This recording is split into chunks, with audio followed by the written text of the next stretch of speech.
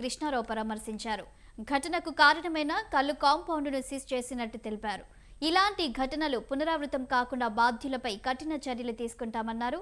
కూకట్పల్లిలో కల్తీ కల్లు తాగిన ఘటనలో మరొకరు మృతి చెందారు. గాంధీ ఆసుపత్రిలో చికిత్స పొందుతూ సీతారాం అనే వ్యక్తి ప్రాణాలు విడిచాడు.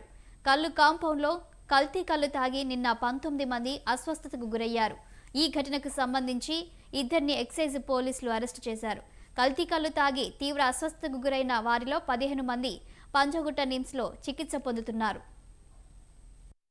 కూడా హైదర్ నగర్ అండ్ భాగ్యనగర్ ఈ 3 డిపోలలో ఈ యొక్క కళ్ళు సేవించిన కారణంగా అందరికీ ఒకే రకమైనటువంటి ఆరోగ్యానికి సంబంధించినటువంటి సమస్యలు వచ్చినాయి. ఇందులో మొత్తంగా 19 మందికి వాంతులు విరోచనాలైన సందర్భంలో ఇందులో అందరినీ కూడా నిన్ననే సమాచారం రాగానే 15 అంబులెన్సులు, police department, health department, excise department ద్వారా తక్షణమే వాళ్ళందరూ తీసుకొచ్చి ఇక్కడ నిమ్స్లో అడ్మిట్ చేయడం జరిగింది. ఇందులో ఇద్దరేమో గాంధీ హాస్పిటల్లో, మిగతా 15 మంది ఇక్కడ ఉన్నారు. తర్వాత ఇంకా ప్రైవేట్ హాస్పిటల్లో ఒకరిద్దరు ఉన్నారు. అయితే వీళ్ళందరి ఆరోగ్యం నిలకడగా ఉంది. ఇదే సందర్భంలో ఎవరైతే కళ్ళు డిపోలను నడిపిస్తూ ఉన్నారో వాళ్ళనందరినీ కూడా కస్టడీలో తీసుకొని నిర్బంధంలో ఉండడం జరిగింది. విచారణ జరుగుతూ ఉంది.